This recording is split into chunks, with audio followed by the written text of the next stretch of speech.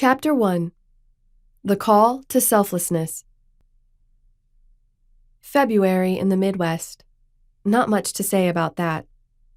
This particular day had an odd feel or energy to it. I was off and running for the day.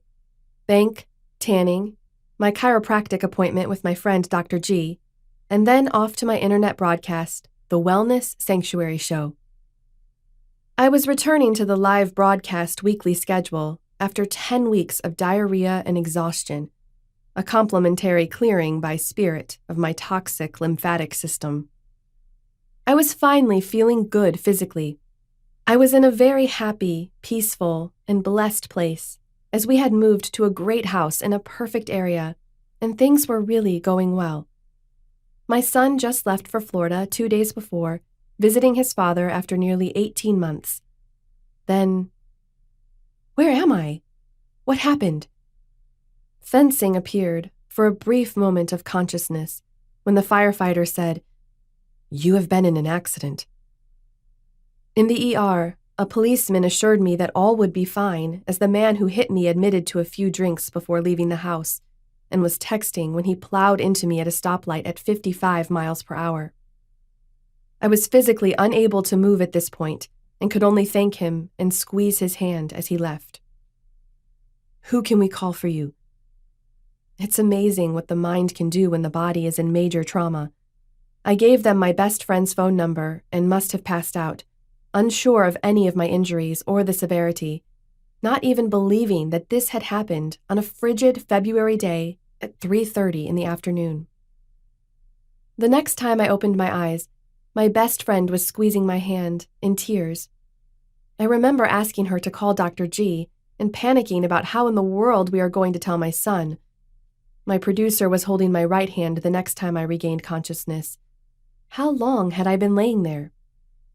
"She is going to be none too happy when she sees how you have to cut up the front of her hair. There's no other way to stitch these deep contusions. There are 4 stitches needed in the skull, right next to the brain, and then possibly 20 or more on the top of the head. Nurse, grab her!" My friend had gotten nauseous and dizzy, nearly passing out. Blood was everywhere. I had 6 fractures in my spine as well, and had to be kept completely immobilized.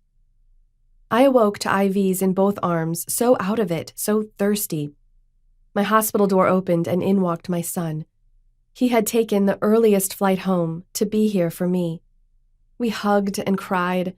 I was so very grateful to see him. I am certain that he is the first and foremost reason that I chose to stay here. Yes, you are reading that correctly. I chose to stay. I chose this accident. What? So, a bit about me. As a vibrational frequency practitioner, I provide high-frequency living educational programs, life spiritual advisement, and I am a spiritual teacher and certified Chios master teacher. I am also the owner of the Midwest Chios Energy Healing School, where I teach lightworkers to become the healers they have been called here to be. I support anyone who is seriously committed to walking their spiritual path and to healing themselves completely. At 56, I am in extraordinary health and condition, as I have exercised and taken care of myself for most of my life. I became a vegetarian for the spiritual purpose of do no harm nearly 7 years ago, and have been on my spiritual path all my life, particularly in the last 10 years. I surrendered my life to serve spirit from the time that I was born, but it had finally become clear to me when I was guided on a higher path. Each day I ask for my highest good and the highest good of all involved. No matter what occurs, I am at peace knowing this, and that the blessings of whatever may occur will become evident in time. There was no anger toward the person who chose to change my life in mere seconds. He himself is on his own path, and this had to occur. It was 4 months after the accident that I was contacted by the local state attorney's office to discuss the extent of my injuries and to inform me that felony criminal charges were being brought against this individual.